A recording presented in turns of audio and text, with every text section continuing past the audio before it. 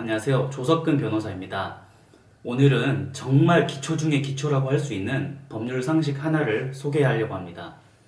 이걸 구별할 줄 모르면은 바로 시작부터 잘못된 길을 들어서는 건데요.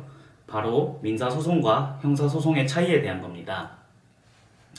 이 두 가지를 전문가인 우리 입장에서는 굉장히 기초적인 거라고 생각하지만 일반인들은 구별을 못하는 분들도 있고 혹시 구별을 하더라도 정확하게 몰라서 헷갈리는 분들이 있습니다. 지금부터 제가 바로 알려드리겠습니다. 민사소송은 쉽게 말하면 개인이나 법인 간에 돈을 주고받는 소송입니다. 우리가 자본주의 사회에 살고 있기 때문에 돈으로 모든 거래를 하죠. 예를 들어서 빌려준 돈을 못 받았다거나 공사 대금을 받아야 된다거나 보증금 또는 보험금을 받아야 될 때도 있습니다.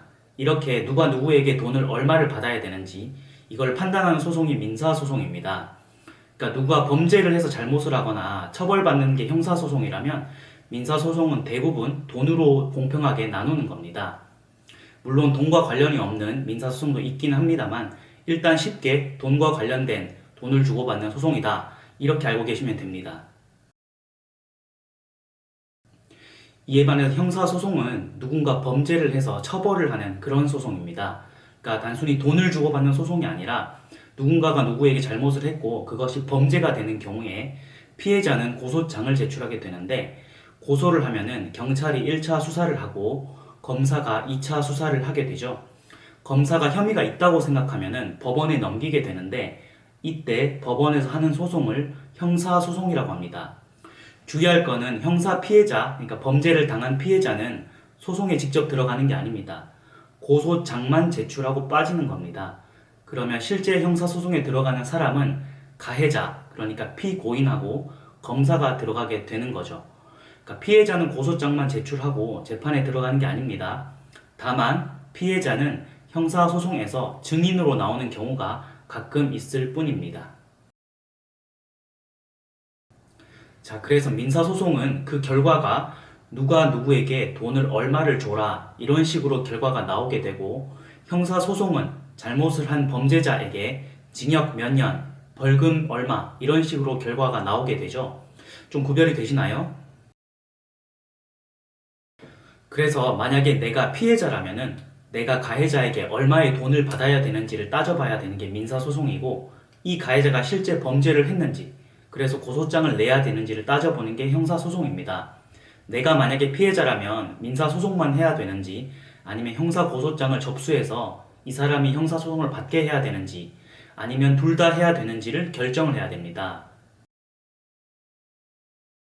만약에 내가 가해자라면은 내가 실제 범죄를 해서 처벌을 받는 상황인지 그러니까 고소장이 접수가 돼서 내가 형사소송까지 받아야 되는지 알아야 되고 그리고 이 사람으로부터 내가 민사소송도 당할 수 있는지 또는 두 가지 동시에 당할 수 있는지를 따져봐야 되는 것이죠.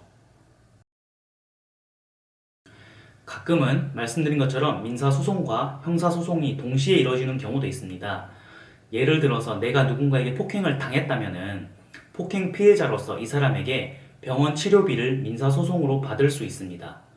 또한 폭행죄라는 범죄가 있기 때문에 경찰서에 폭행죄로 고소장을 접수하면은 이 사람은 가해자, 그러니까 피고인은 형사소송도 받게 되는 겁니다. 이 경우에 피해자는 형사고소장을 접수함과 동시에 민사소장을 접수하게 되고 가해자, 그러니까 피고인은 고소를 당한 상태에서 수사를 받고 형사소송을 받게 되고 피해자로부터 민사소송도 당하게 되는 겁니다.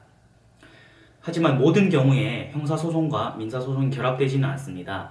민사적으로 책임이 있다고 해서 형사적으로 책임이 없는 경우도 있고 형사적으로 책임이 있다고 해서 민사적으로 책임이 없는 경우도 있습니다. 자, 그래서 우리가 살면서 어떤 피해를 입었다면은 이게 민사소송의 대상인지 아니면 형사고소의 대상인지를 알아야 되고 내가 누군가에게 어떤 잘못을 했다면 이게 민사 책임만 있는 것인지 아니면 형사 책임까지 같이 있는 것인지 꼭 알아야겠죠? 도움이 되셨나요? 그럼 다음 시간에는 민사소송과 형사소송 중에 민사소송의 기본 절차에 대해서 먼저 알아보고 그리고 나서 형사소송의 기본 절차에 대해서도 함께 알아보도록 하겠습니다.